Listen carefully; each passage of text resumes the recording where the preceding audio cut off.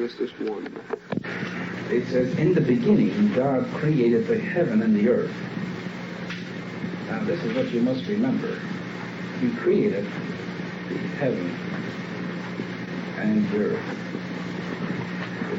This would mean that he created everything that's in the heavens plus the earth, not just the earth.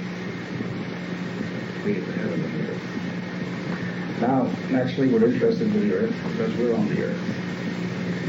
Now, it says, and the earth was without form and void, and darkness was upon the face of the deep. Okay, now we're going to find as we go along that the earth was covered with water at first, completely covered with water. Now, the reason for this, the Bible brings it out, I'll read it to you. The reason for this is this. You know yourself, it's earth and stones and rocks and everything else is heavier than water.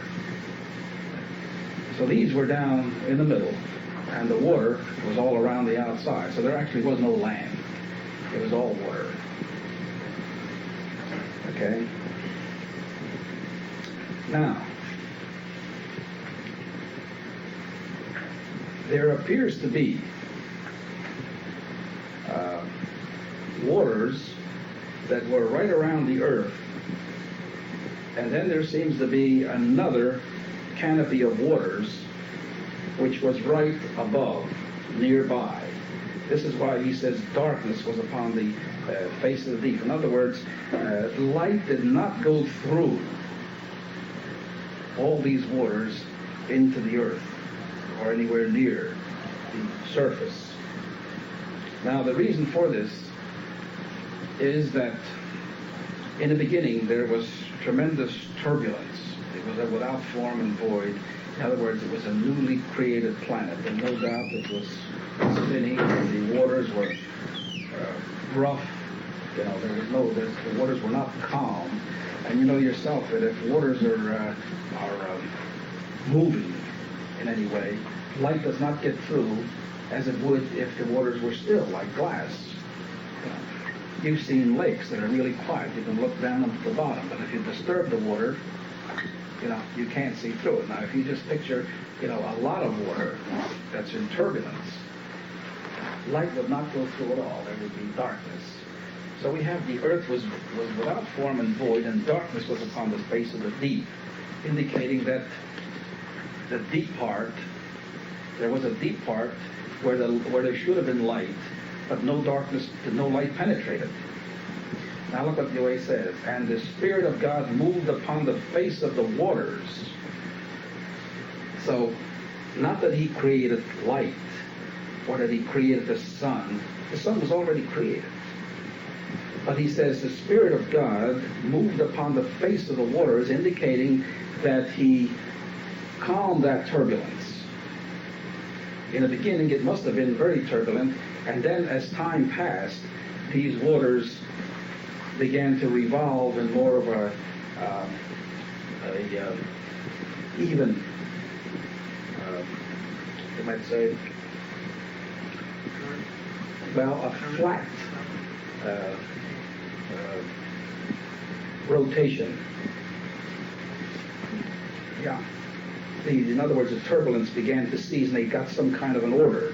And when this happened, this is by Yahweh's power. See, it says, and the Spirit of God moved upon the face of the waters.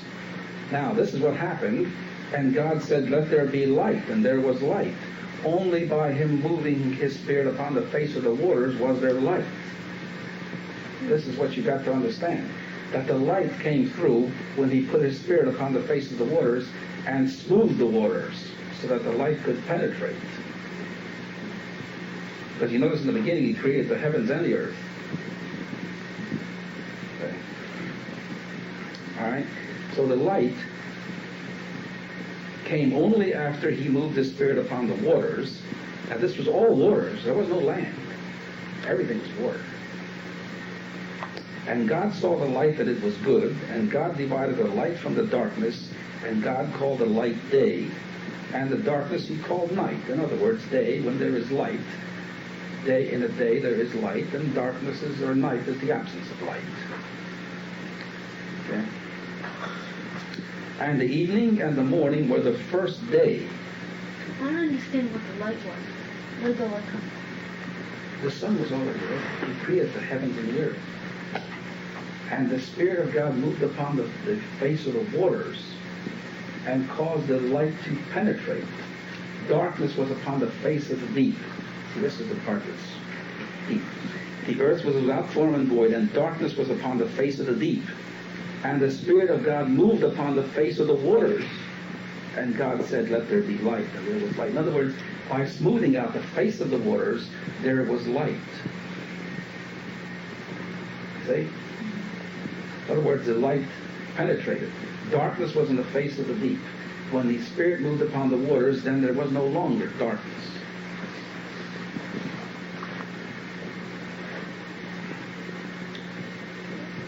All right, now in 6. And God said, let there be a firmament in the midst of the waters, and let it divide the waters from the waters. All right, now this is a vault, or a space between the waters and the waters.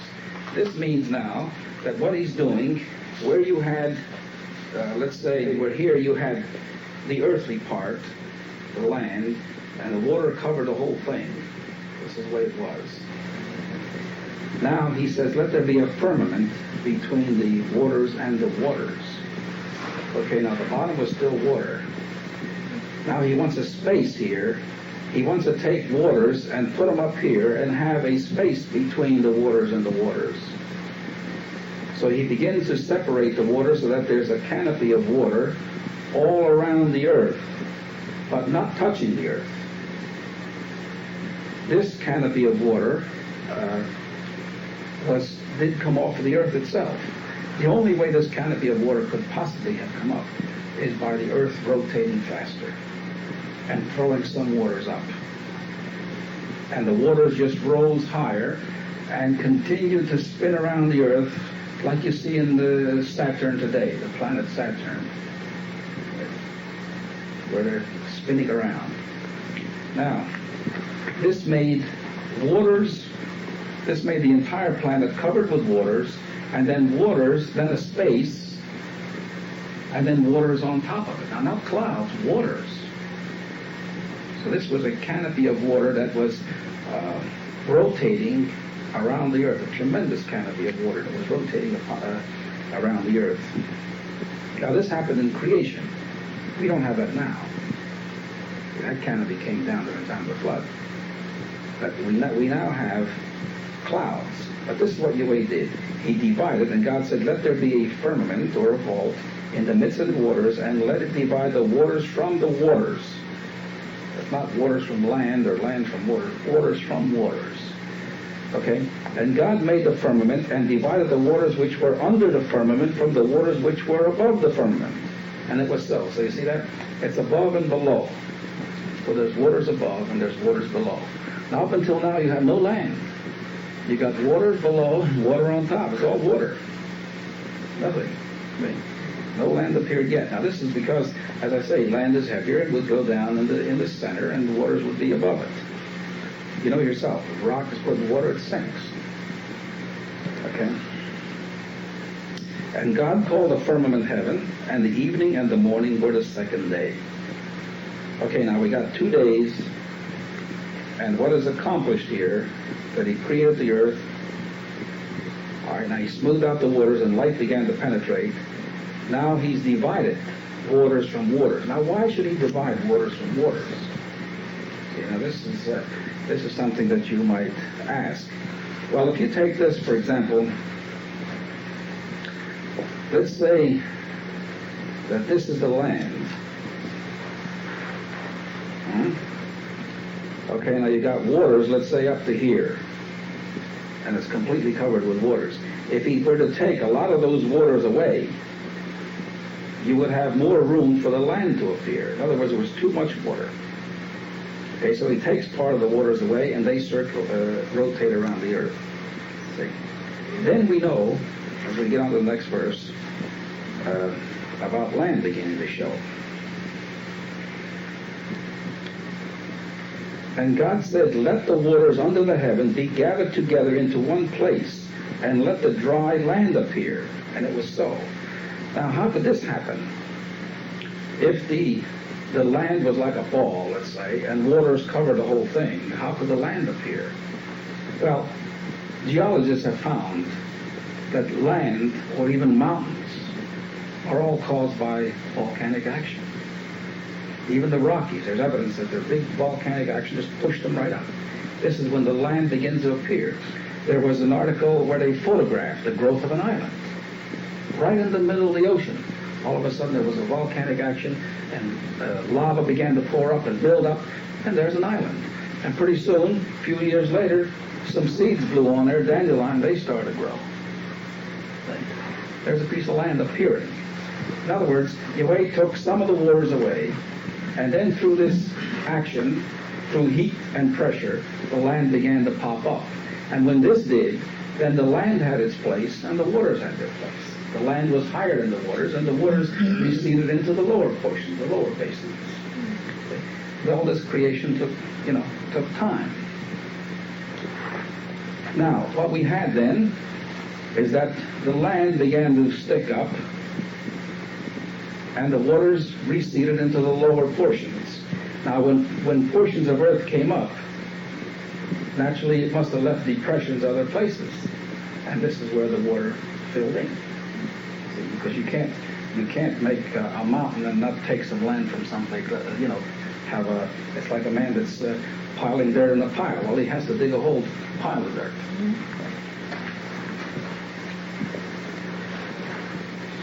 Now, all right, now, and God said, let the earth bring forth grass, the herb yielding seed, and the fruit tree yielding fruit after his kind, whose seed is in itself upon the earth. And it was so.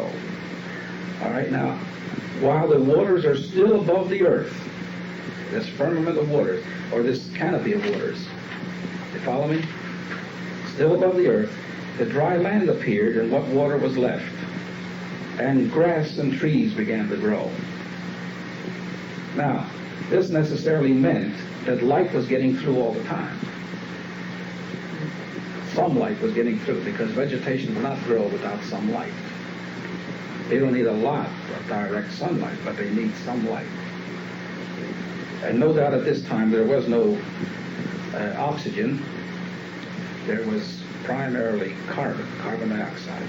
Carbon dioxide is king, because plant life feeds on carbon dioxide. And feeding on carbon dioxide with some light, it would produce vegetation. And then the vegetation itself would give off oxygen. And then the place would be prepared for animal life. But until there's oxygen, there was no animal life. So plants had to be first. All right. And the earth brought forth grass and herb yielding seed after his kind, and the tree yielding fruit, whose seed it was in itself after his kind. And God saw that it was good. Okay? And the evening and the morning were the third day. And God said, let there be light in the firmament of the heaven to divide the day from the night, and let them be for signs and for seasons, and for days and years. And let them be for lights in the firmament of heaven to give light upon the earth, and it was so. And God made two great lights, the great light to rule the day, and the lesser light to rule the night. He made the stars also. Now the mystery here is in the meaning of the word made. He didn't say he created the sun and the moon, or these two lights. He says he made them. In other words, the Hebrew word made is to do or make or accomplish, or appoint, have the charge of. In other words, he caused them to begin serving in this manner. You see? Now why did this happen? Well, apparently by this time, this canopy of water was so well smoothed out that you could actually begin to see, not exactly see the sun, but you could see light where the sun was and where the moon was. It's like cloudy day. Now, if the water is smooth, you know this yourself, if water is smooth, light will come through pretty readily. Now, there was no reason why this water that was rotating around the earth should be disturbed in any manner, because it was in free flight, off the atmosphere, just circulating. And it must have been like a piece of glass, really. A little more dense than that. You couldn't actually see the sun at its full strength, but you could see the light of the sun. And even the moon. So when this happened, then he made them to do this. But in the beginning, he created the heavens and the earth. So you had to have the sun there first. In fact, you had to have the sun because the earth depends on the sun for the grass to grow, for the rotation, for everything else. It depends on the sun. See? So he didn't say he created them. He made them, or made them to do this, or appointed their position. All right, and God set them in the firmament of the heaven to give light upon the earth, and to rule over the day and over the night, and to divide the light from the darkness. And God saw that it was good. Okay, and the evening and the morning were the fourth day. Now, and God said, let the waters bring forth abundantly the moving creature that hath life, and fowl that may fly above the earth in the open firmament of heaven. Okay, now the first forms of animal life were sea life and birds, creatures that flew, and fish, a different type of sea life. Now, this was the first form. The other higher form, like cattle, came later. So apparently this form of life was just suited for that environment, and the environment must have been a lot different than it is now. A lot different. All right, and God created great whales and every living creature that moveth, which the waters brought forth abundantly, after their kind, and every winged fowl after his kind, and God saw that it was good. Okay, and God blessed them, saying, be fruitful and multiply, and fill the waters in the seas, and let fowl multiply in the earth. And the evening and the morning were the fifth day. And God said, let the earth bring forth the living creature after his kind, cattle and creeping thing, and beast of the earth after his kind. And it was so. Okay, now this comes, he's come after. And God made the beast of the earth after his kind, and cattle after their kind, and everything that creepeth upon the earth after his kind. And God saw that it was good. And God said, let us make man in our image after our likeness, and let them have dominion over the fish of the sea, and over the fowl of the air, and over the cattle, and over all the earth, and over every creeping thing that creepeth upon the earth. Now, see, the last and the highest order of life he creates is man. Let us make man in our image. Now, this is the part where we see that these creatures are not animals. They're not brute beasts. They are created in the image of God. And Proverbs brings out that ye are gods. We are gods. Because we have the same characteristics and attributes of the living God. So we're like him. Now, this is an honor to be created so high a form of life on the earth, the highest form that could be. And let them have dominion over the fish of the sea, and over the fowl of the air, and over the cattle, and over all the earth, and over every creeping thing that creepeth upon the earth. Now, man's position is actually to take care of all life upon this earth. He hasn't done this. He's actually been an enemy to the animal kingdom. And this is one of the reasons why the animals fear man so much, and they're wild, because they've never been taken care of. Now, in the kingdom, man will turn around and befriend the animal kingdom. And we find that a lion will lay down with a lamb, and a little child shall lead them. They will not hurt nor destroy in all my holy kingdom. Everything is going to change. They won't hurt us at all. A child can put his hand in the viper's den and everything else. Nothing's going to happen. They're going to respond to the loving care that we give them. They will actually know that man is their friend. But during the devil's reign, this hasn't been the case, and animals have really had no reason to trust us.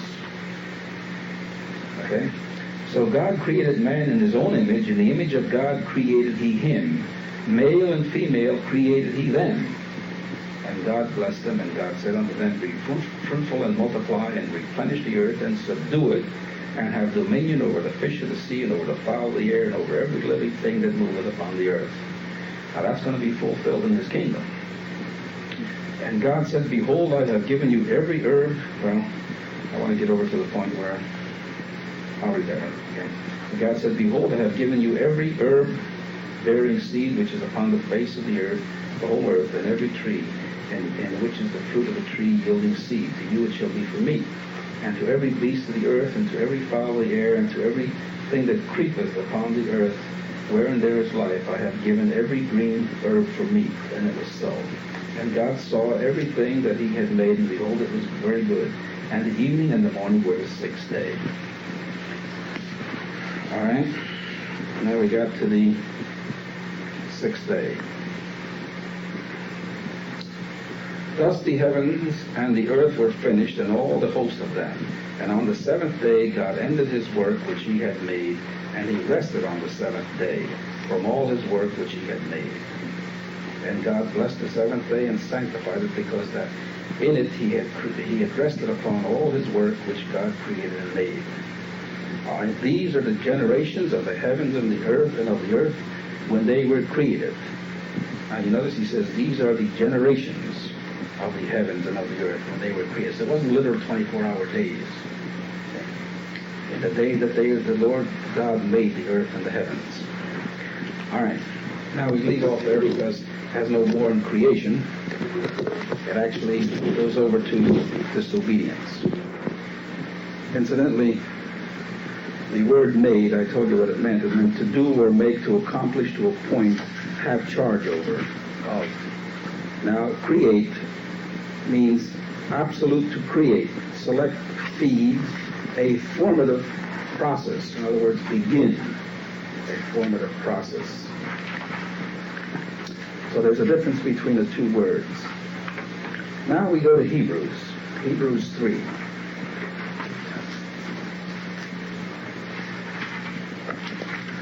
All right, Hebrews 3 and verse 4.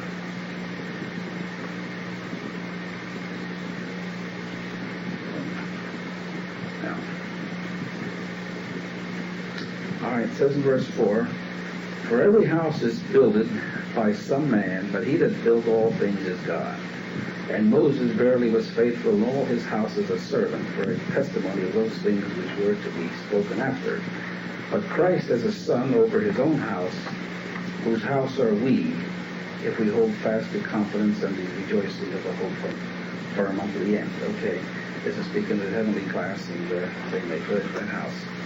Now it goes on in 7. It says, wherefore, as the Holy Ghost saith, today, if ye will hear his voice, harden not your hearts, as in the provocation in the day of temptation in the wilderness. Now this was written in Psalm 95. Let's go there first and see where it was first written. Psalm 95, 7 to 11. Paul is reading from Psalms.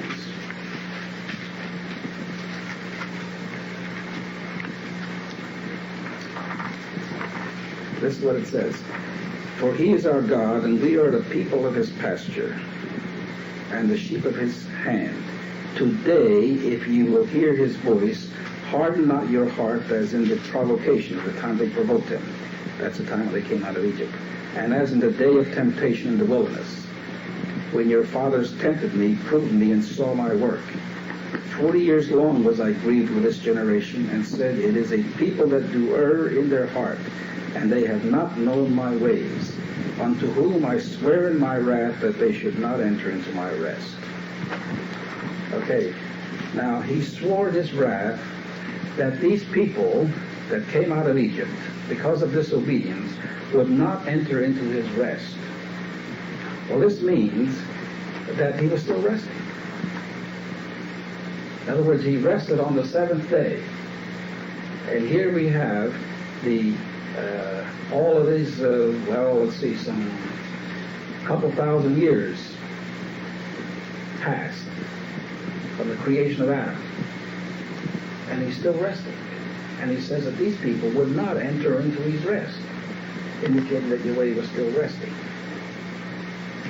Now, we go back to Hebrews, and Paul begins to quote this again, and he explains it. In verse 7, it says, "Wherefore, as the Holy Ghost saith, today, if you will hear his voice, harden not your hearts as in the provocation," when they provoked them, "in the day of temptation in the wilderness, when your fathers tempted me, proved me, and saw my works 40 years. Wherefore I was grieved with that generation, and said, they do always err in their heart, and they have not known my ways. So I swear in my wrath, they shall not enter into my rest." Now he's quoting from Psalm 95. Now, Paul begins to explain this, and he says, "Take heed, brethren, lest there be in you, in any of you, an evil heart of unbelief in departing from the living God. But exhort one another daily, while it is called today, lest any of you be hardened through the deceitfulness of sin." Okay? Now, while today still continues, see to it that you don't make the same mistake that the Hebrews did, the Israelites did, at that time when they were in the wilderness. Although his rest started when he created man, he was still resting when the Israelites were in the wilderness. Now,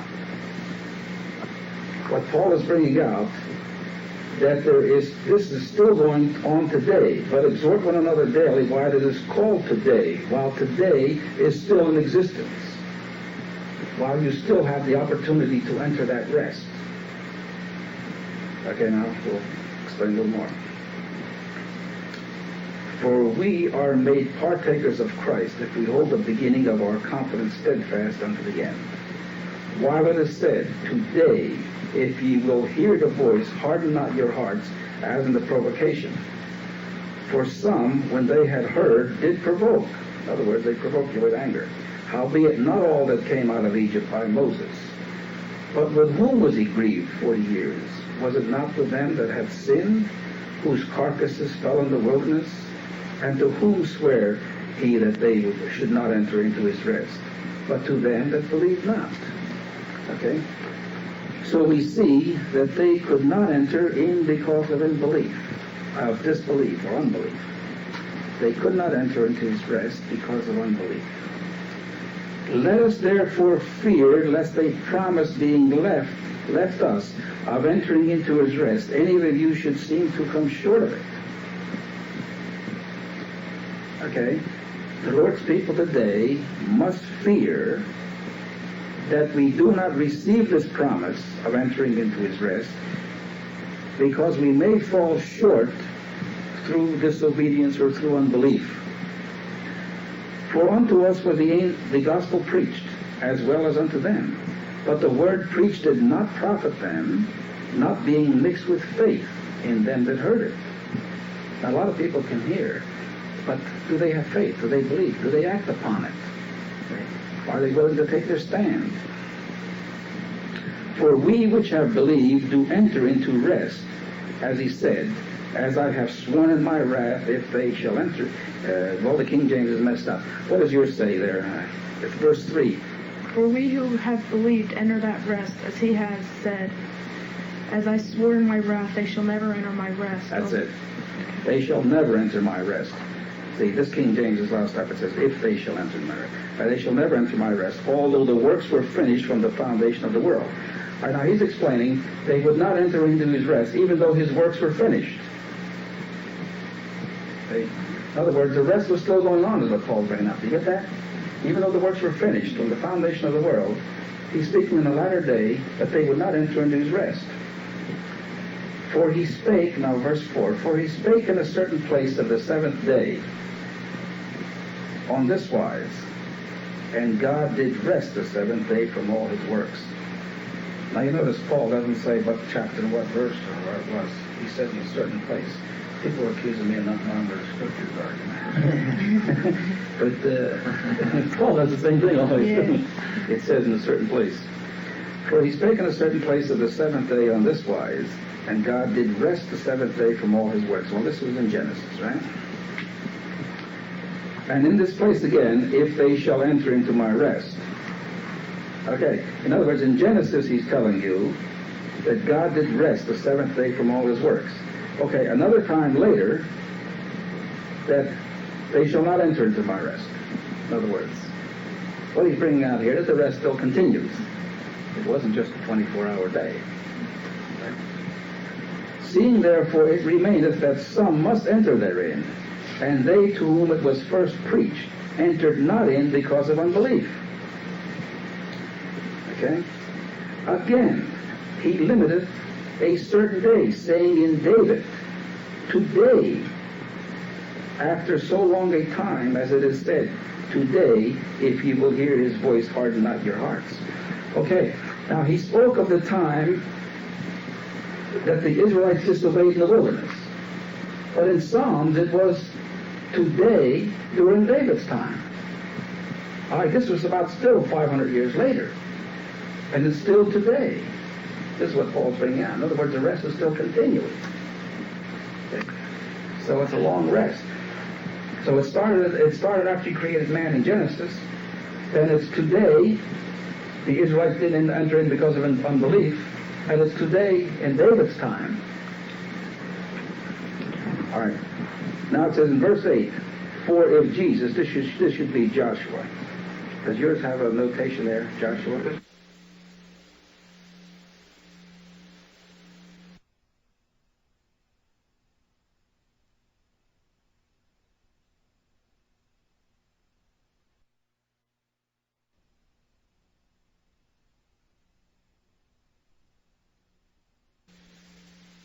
But they corrupted him to Jesus.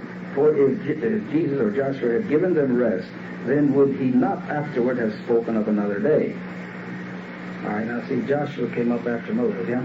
It's the prophet, yeah. Well, No, it's Supposed to be Joshua the prophet. yeah, the book. yeah.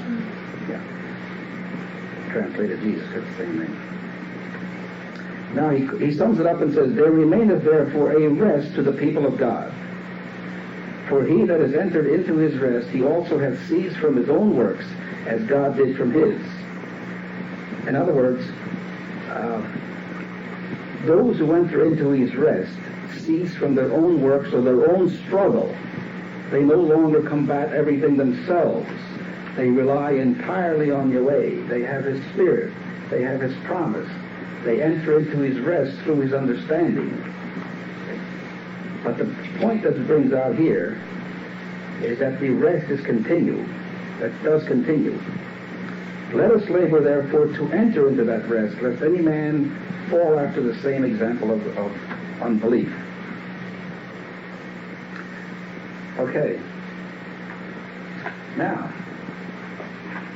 we wonder how long that rest is. We find it started in the Garden of Eden. We found it was continuing in the time the Israelites came out of Egypt.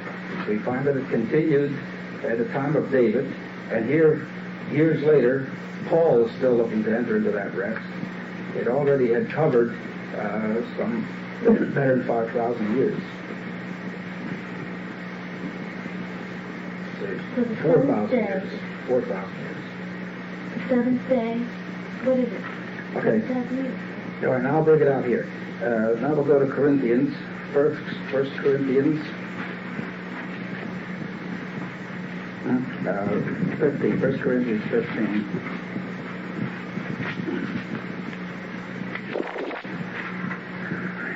Now, if you hold that, and also get Revelation 20, verse 6, hold the both of them. The last one. 15 what? Just the whole chapter? Now, first I'm going to read Revelation 26, chapter. Last book, you passed it already. Last book, way at the end. There's Revelation. You have it says, "Blessed and holy." This is happy and holy, saying will have a part in the first resurrection. Okay. On such the second death hath no power, for they shall be priests of God and of Christ, and shall reign with him 1,000 years. In other words, the reign of Christ is 1,000 years. Okay? Now we can go back to Corinthians. 1 Corinthians 15, 24. Now it's established that Christ's reign is 1,000 years. Okay, in 24 it says, do you have it? 1 Corinthians 15, 24.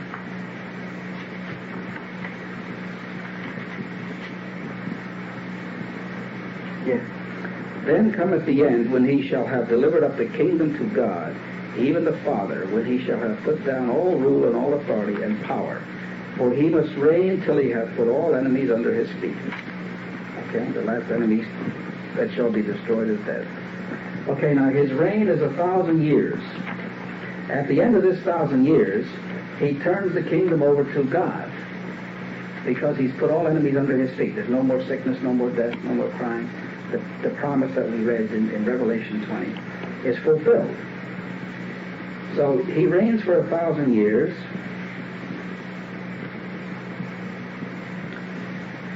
And the 1,000 years starts at the end of the 6,000 years.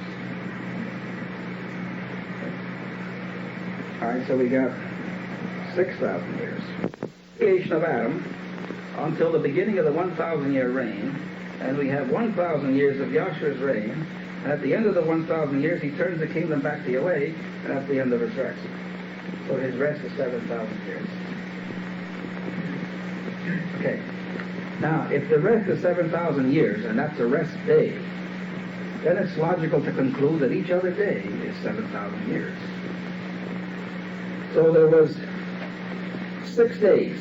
6 times 7 is 42,000, right? 7,000 years each. 6 days up till Adam. Huh? Each one is 7,000 years long. 6 times 7 is 42,000. 42,000. And how old? No.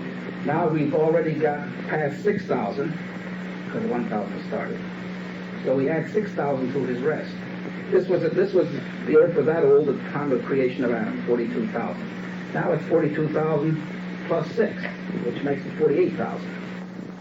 It's 48,000. We've passed 48,000. We've entered into the 49th, you might say, because the 48,000 was finished in 1917.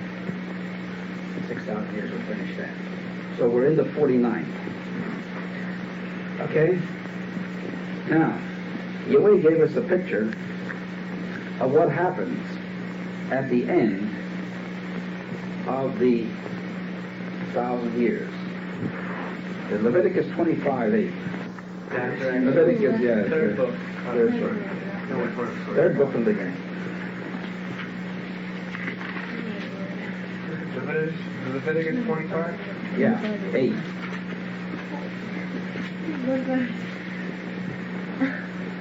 Now you must remember something that I didn't bring out to the new member, that the Israelites were types and examples of greater things to come. So when he gave them a week, 6 days of work and 1 day of rest, he pictured, 6,000 years of the devil's rule and 1,000 years of rest, of peace. So he actually made them as types and examples, foreshadowing bigger things to come, bigger fulfillment. Actually now, we're in the 1,000 years, we're in the Sabbath now. That's what the Sabbath pictures. So you don't have to keep Saturday or Sunday or anything else. Observe the Sabbath and keep it holy. This is the Sabbath of 1,000 years. How do you keep it holy? You obey. And only his people do this. Only Israel knows the true Sabbath. 1,000 years, the others don't know it. Is it? The Israel whole knew it, and the true Israel know it. 1 day a week. Yeah, they still taking the old type. Huh? In Hebrews, where it says, so there remains a rest day. The people of God. Line it says, so there remains a Sabbath rest. Should A just Sabbath say, rest. Should it just say rest? A Sabbath rest is actually more correct. Sabbath rest for the people of God, yes. All right, 25:8.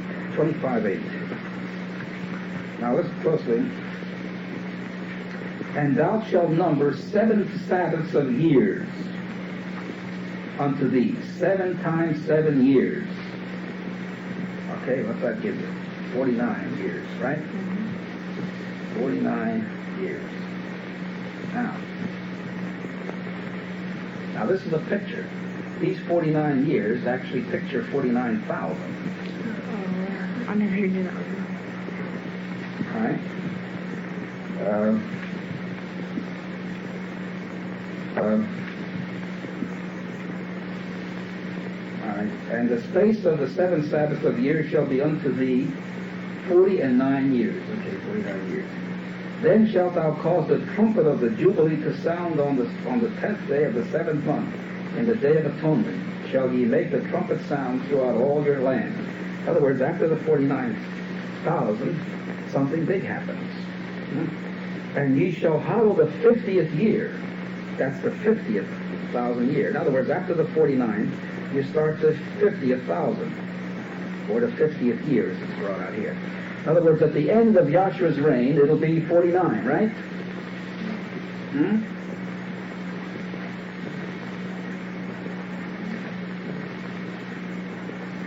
After 49, you start the 50th. In other words, it's past the 49. What he's bringing out. It's like you're in the 20th century now. See what I mean? Yet it's 19 something. You passed the 19. You're in the 20th century.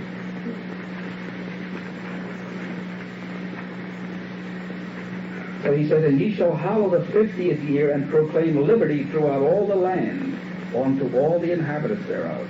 The inhabitants thereof. It shall be a jubilee unto you, and ye shall return every man unto his possession, and ye shall return every man unto his family. All right, now there was a lot of people in Israel, because they didn't have the perfect system, they still had this commercial system. A lot of people that went broke, and they actually had to hire themselves out to work for somebody else, and some of them were practically slaves because they lost everything. So at the end of the 15th year, everybody was free, liberated. It was a golden jubilee. You would blow the trumpet, and everybody would be rejoicing. This means that anything that was oppressive, anything that harmed you at this time would be completely done away with. This is a time when there's actually no more death. This is the last enemy to be destroyed is death.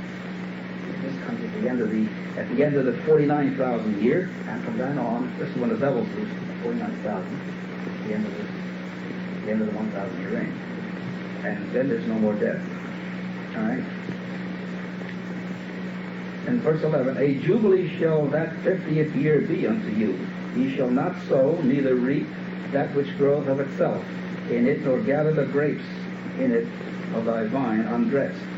For it is a jubilee, it shall be holy unto you. Ye shall eat the increase thereof out of the field. In the year of this jubilee ye shall return every man unto his possession. And if thou sell aught, anything, unto thy neighbor, or buyest aught of thy neighbor's hand, ye shall not oppress one another. Now I should bring this out in the Good Speech translation.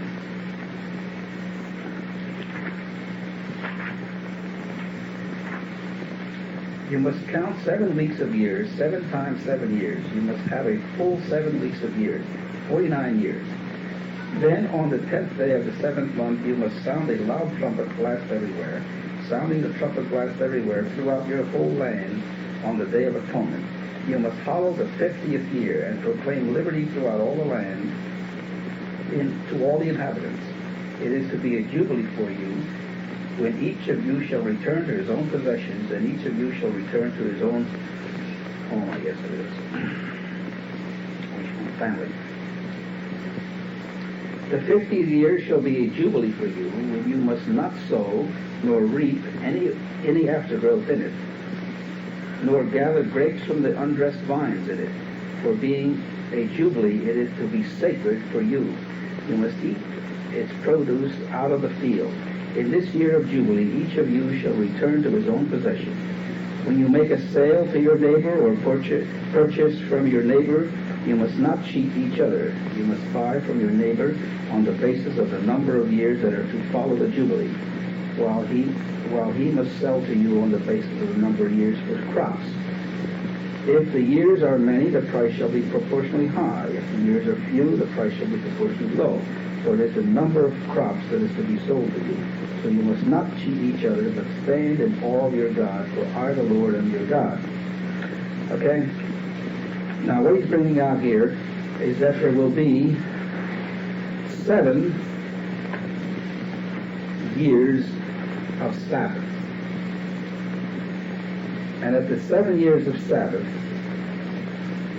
anything that oppressed mankind will be completely done away with. Completely done away with at this time. So with the Jews, it was only a picture. There was many who had sold themselves to slavery. They had to divide their wealth. And so everybody would be equal. Now this was only a type, because we find that it didn't solve anything. Because even though everybody was equal for a time, as soon as everything got back to normal, you find that the shrewd ones outwitted the others, and you had people back in debt again and working for somebody else. So it repeated itself every 50 years as a type of the real liberty that will come after the 1,000 years. Now, why does it have to be at the end of the 1,000 years when this is all over? Because during the 1,000 years there will be death. There'll be the resurrected ones. Each one will get 100 years trial, right? The people will die. So in other words, all the enemies of mankind will not be destroyed. All right, man might be pretty healthy. He might not have any sickness, or he might not have any pain, but still there'll be death. Because while they're resurrected, you'll find some will disobey. And so death will continue right up to the end of the 1,000 years. Now, even those who make it, we find at the end of the devil's 1,000 years, he's let loose, and he tempts to the numbers of the sand of the sea. And these follow Satan and death too. So there's death all the way to the end of the 1,000 years. So after the end of the 1,000 years, there's no more death. Now he says the last enemy to be destroyed is death. So then you enter your 50th year, and all the enemies of mankind is destroyed, and this is what the Golden Jubilee picture. This is the world without end, without sickness, without death, without anything. So this is only a type. So you enter into into the Sabbath rest of that brought out. You enter into the rest of the 1,000 years of Yahshua's reign. But this is included in Yahweh's overall rest, which started with the creation of man. And it ends at the end of the 1,000 years when Yahshua turns the kingdom back to his Father. Okay? Then Yahweh takes over. So anybody asks you how old the creation is, you see, religionists, they argue with scientists. Scientists say that the earth is millions of years old, and religionists say it's 6,000 years old. That's stupid. It's not 6,000 years. They take it from man. I don't know. They're really something else. The earth is actually now it's a little over 48,000. Yeah, a lot. Now, one of our members is pretty scientific, and he can bring out why the earth is really not millions of years old, like they say. Because the way they test it is by this carbon-14 to see how radioactive it is. Now this radioactivity naturally is absorbed by the sun into these materials. And if they're buried, you can test them and see how radioactive they are. And if they're strong, they're relatively new. If they're weak, they're old. And so they go according to how strong or how weak they are. Now this depends, the accuracy of this depends, if the earth was always under the same conditions. This means that the sun always shines the way it did. Okay? Now suppose the sun did not shine until after the flood. That means the amount of radioactivity they got was very little. It would make the things look much older. Okay? Let's say it only got 1/10 of the sunlight that it should have gotten. So it would be 1/10 as old as they claim it would be. This is where they do. They don't understand that the earth was covered with a canopy of clouds. In fact, the Bible says it never even rained in those days. And then after the flood, what happened? All of a sudden, they saw the rainbow for the first time. Why? Because the sun really shone through. Before that, they never saw the rainbow. And this is what God's promise, that He would never again destroy the earth with water. Why? The canopy of clouds had come down. Okay? Now, what actually made this canopy of clouds go up, clouds were, it actually must have been centrifugal force. You take you tie a button or anything on a string and spin it, once you get away, the faster it goes. You slow it up, it wants to fall down. Okay? So this canopy of water, the earth spinning fast, it must have got away and kept going farther away until it slowed itself up enough to just stay there. Okay? And then gradually it began to slow. It's figured out that through atomic bombardment of itself, actually it'll slow itself up. Okay? And then, as it gradually slowed up, it began to lower, possibly till it hit the Earth's atmosphere, and it really put the brakes on. And when it put the brakes on, it came down as a downpour. Flood. It wasn't just a rain, it was a flood. Because it was waters up there, not just clouds. It was waters staying up there because they were spinning. It has to be all around the earth. Because Yeah. the flood covered the whole Cover the earth. whole earth. That's really neat. Yeah. Now, they found mammoths, these elephants, in Siberia. They found them with grass in their stomach and grass in their mouth, frozen in ice. Now this indicates that they had an instant death. Now they didn't have time to digest the food or anything. Why did they die so fast? And why were they eating grass where it's all covered with ice? Doesn't make sense. Why was there grass there? Okay? Now, this is the answer about these mammoths. Here they were grazing where there's ice. Now what happened? What produced that change? There's no grass there now. It's all ice. So they found it with grass in their mouth, buried in ice, frozen. The meat, they says, was still good. That's how well preserved they were. So what happened is that when there was this canopy of water around the earth, it acted as a greenhouse. The light got in, the heat got in, and could not escape. The winds carried the heat all around, so the North Pole was just as warm as the equator. It was not direct sun coming one place and then escaping, where there was no sun that was cold.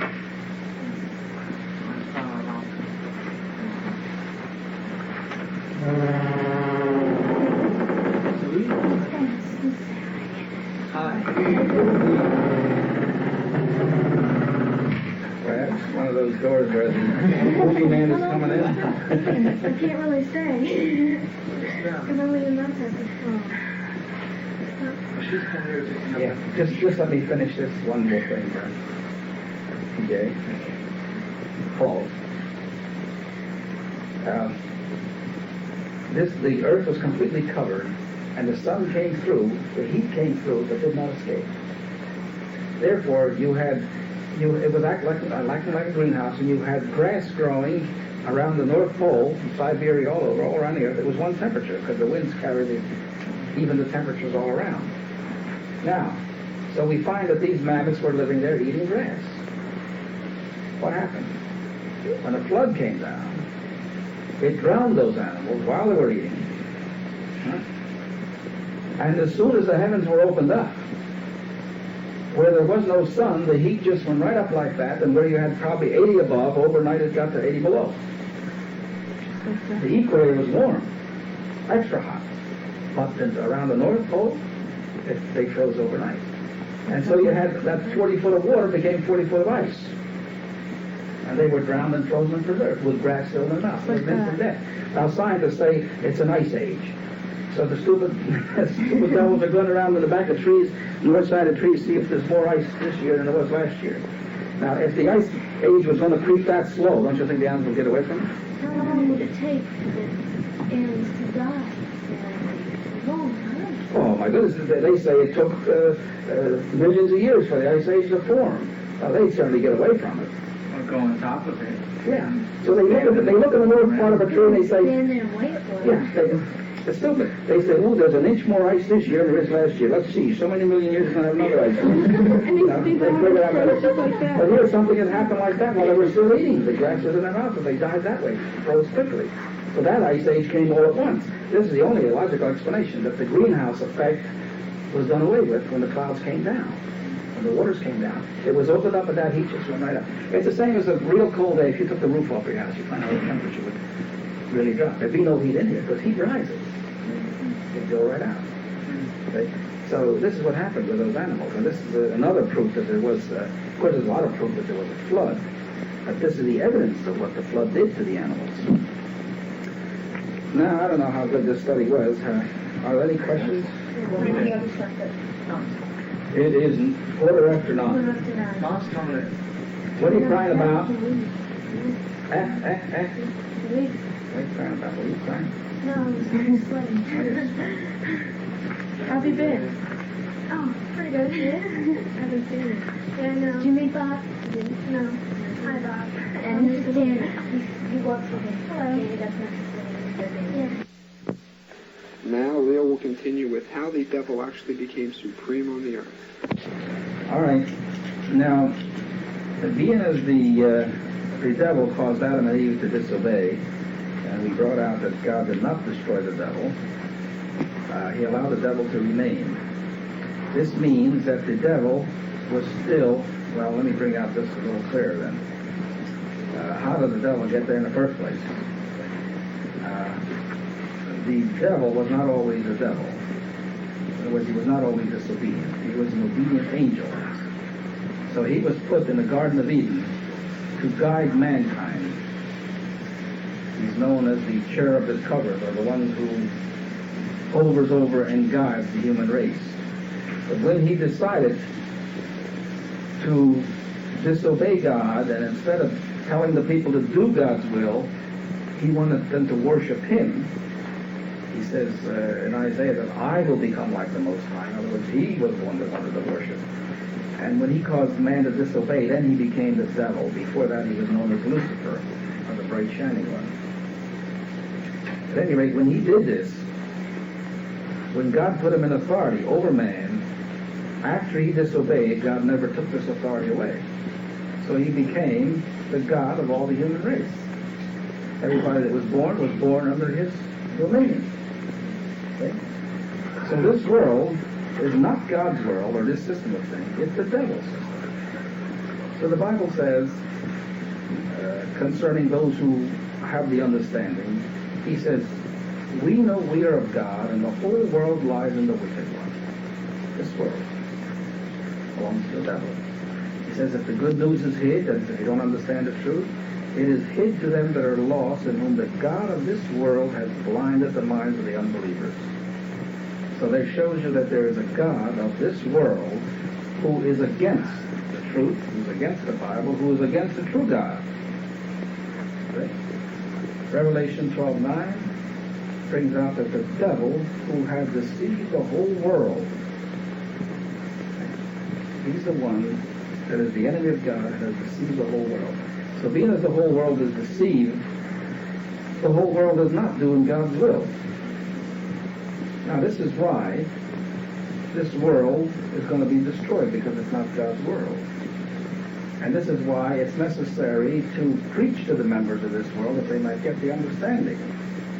This is why he says, this good news of the kingdom shall be preached in the whole world as a witness to all nations, and then shall the end come. So there's going to be an end to this world, not the earth, but the world or system of things. The Greek brings out cosmos, or system of things. Many translations say the end of the age, or the end, the consummation of the system. So the people of understanding, the Lord's people, are expecting a final destruction, which will bring about the end of all nations. Now the devil, being the God of this world, he has three elements that he uses to rule the world. There's politics, commerce, and religion. He used them. Now, he's a deceitful devil. He's a deceiver. His name means deceiver. And so, in order to deceive, he actually employs the religion, and he employs the Bible. He uses the Bible and has people think that they're serving God, and all the time they're serving the devil. Now, how do you know if you're serving God or serving the devil? People go to church, they read from the Bible, they believe in the Lord Jesus Christ, and my brother, they think they're Christians, they think that they're doing God's will, they're pleasing God, and yet, the Bible makes it very clear that the world is going to be destroyed. And it says, many are chosen, many are called, few are chosen. In other words, not many is going to really make it to get the real understanding. So if the United States is Christian, if England is Christian, Italy is Christian, why, my goodness, it seems like most people are okay. So the Bible brings out that whoever is a friend of the world is the enemy of God. In other words, anybody who has any hopes in this world, anybody who's working to make this world a better place, anyone who's going to try to make this world endure, okay? Anyone who doesn't believe that this world's going to be destroyed, but has their hopes in here, they're actually serving the devil. People who claim that they're serving God and serving this world are like an adulterer or an adulteress. James the Apostle brings out, adulterers and adulteresses, don't you know that the friendship of the world is enmity with God? Whoever would be a friend of the world is God's enemy. So you can't have the Lord's people a friend of this world, because he says, come out of her, my people, that ye be not partakers of her sins and of her plagues. He says, if you were of the world would love its own, but you're not of the world. I have chosen you out of the world, therefore the world hates you. You see what they've done to Christ? They chose this world here. The prophets, the apostles, anyone, all who would live godly must suffer persecution. He says the servant is not greater than his master. If they hated me, they will hate you also. So in other words, the Lord's people are a different people altogether. They have a different philosophy, a different teaching. Yes.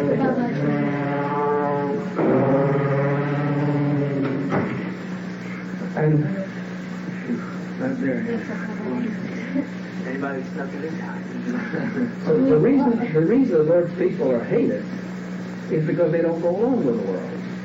They actually make up the new world, a new nation, the kingdom of God. Now, this kingdom of God is made up of people of understanding, people who understand the Scriptures, understand the purpose of the Almighty God. They realize that there's no hope for this world, and they get the understanding and are obedient to Him. For instance, we know what I explained to you, that we're going to preach for 1,260 days. You have a chronology? You didn't give me a chronology, did you? Yeah. Okay. The first graph there, turn it over, yeah.